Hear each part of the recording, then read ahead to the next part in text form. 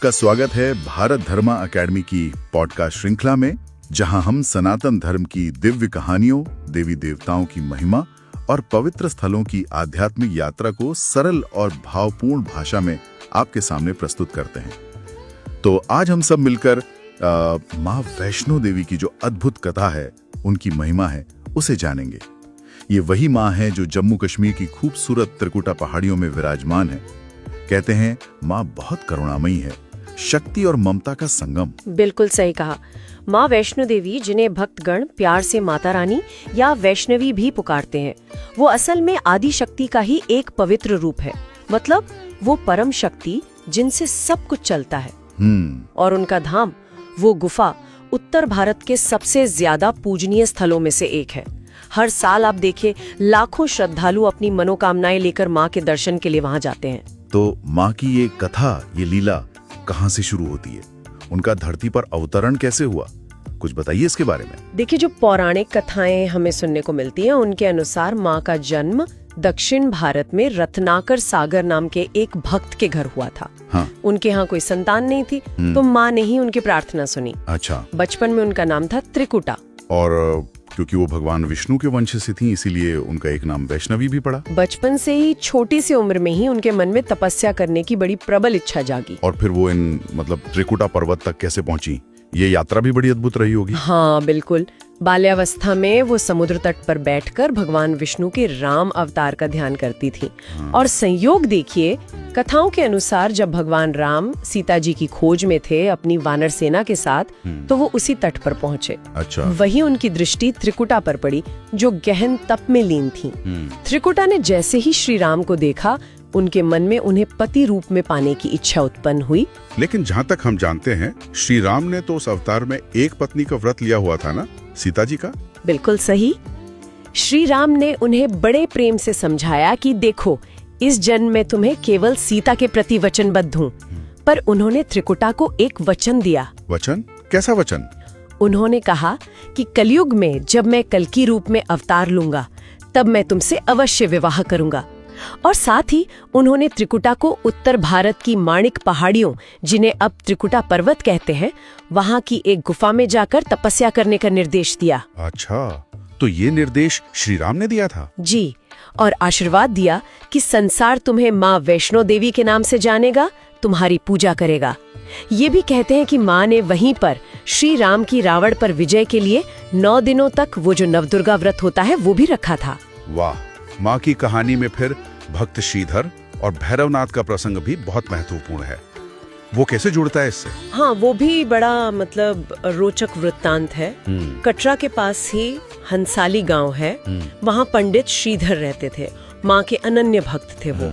एक दिन माँ ने एक छोटी सी कन्या का रूप धरा और उनके सामने प्रकट हुई और उन्हें एक विशाल भंडारा आयोजित करने का आदेश दिया। श्रीधर जी ने माँ के आदेश पर सबको निमंत्रण भेजा होगा, आसपास के सभी लोगों को। हाँ, सभी को, गांव वालों को, साधु संतों को, और यहाँ तक कि भैरवनाथ नाम के एक तांत्रिक योगी को भी बुलाया।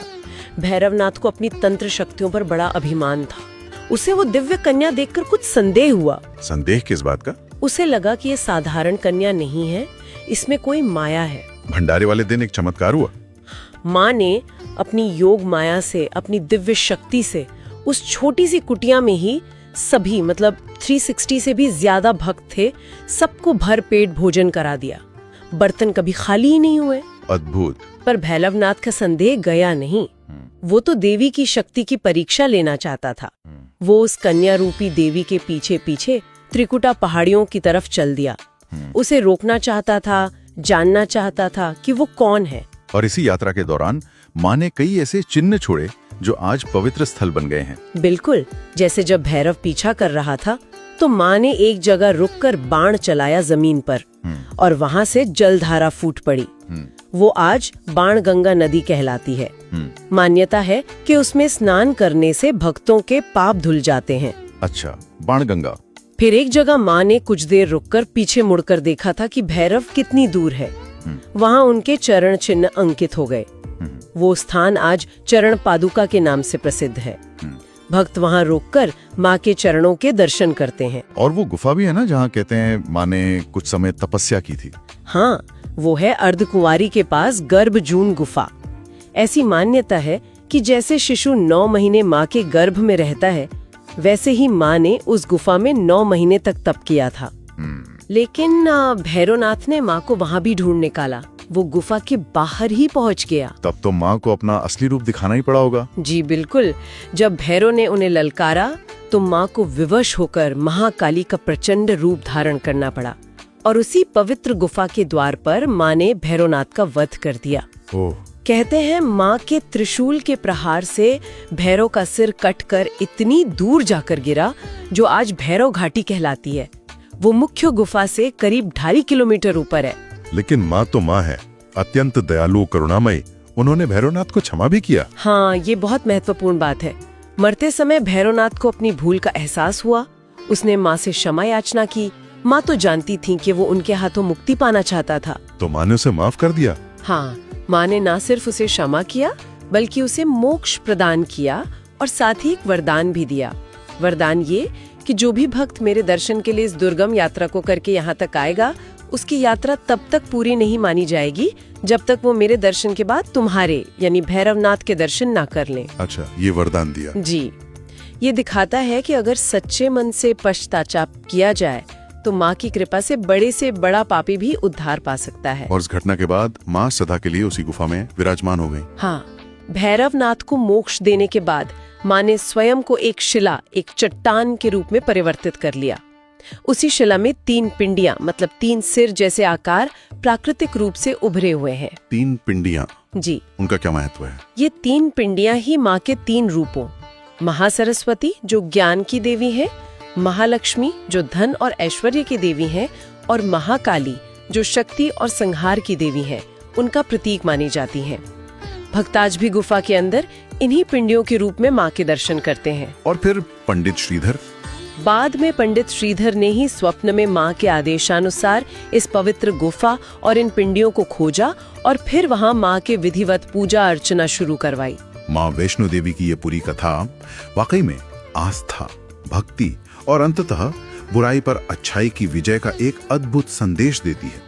और माँ के दरबार तक की यात्रा वो सिर्फ एक तीर्थ यात्रा नहीं है, बल्कि कहीं ना कहीं अपने अंदर देखने का, आत्म खोज का एक मार्ग भी है। बिल्कुल।